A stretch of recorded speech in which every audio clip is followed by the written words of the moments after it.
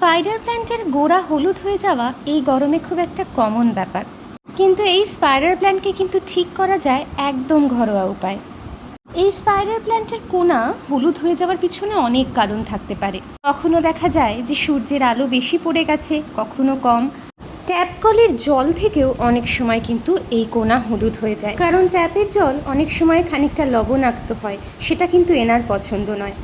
তাই চেষ্টা করবেন জলটা খানিকক্ষণ রেখে তারপর দেওয়ার। আমি আপাতত গাছের ওই হলুদ কোনাগুলোকে কেটে দেওয়ার চেষ্টা করছি। এটা না করে আমি ওকে সুস্থ করতে পারবো না, তাই এটা হলো প্রথম ধাপ। গাছের কোনাগুলো যতটা সম্ভব কেটে দিন, এতে ওর এনার্জি অনেকটা বাঁচবে এবং ওকে অনেকটা সবুজ দেখাবে আগের তুলনায়। কেটে দেওয়া পাতাগুলো আমি ফেলে দেব না, বরং এগুলোকে শুকিয়ে আমি একটা পাতার সার বানাবো। অন্যদিকে ওর চিকিৎসার জন্য বাড়িরই অ্যালোভেরা গাছের একটা পাতা নিয়ে তাকে ছোট ছোট টুকরো করে ঠান্ডা জলে মিশিয়ে দেব। 4-5 ঘন্টা রাখার পর সেই জলটাই কিন্তু ওই গাছে দেব। এছাড়াও আপনারা স্পাইডার প্ল্যান্টের মাটিতে চাল ধোয়া, ডাল ধোয়া এই ধরনের জলগুলো দিতে পারেন।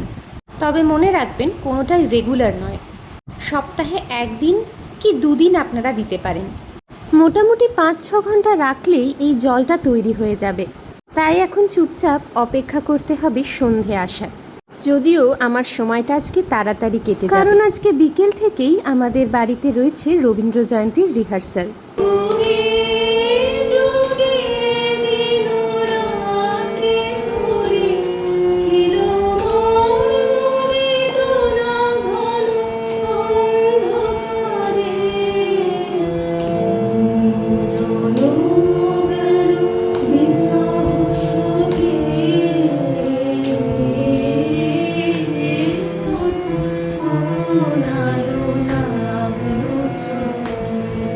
রিহার্সাল শেষ হতে হতে রাত হয়ে গেছিল। অন্যদিকে আমার জলও কিন্তু রেডি। যেহেতু এই জলটা খুব একটা ঘন হয়নি, তাই আমি এটার সঙ্গে আর আলাদা করে জল মেশালাম না, এটাকেই ডিরেক্ট আমার গাছে দিয়ে দিলাম।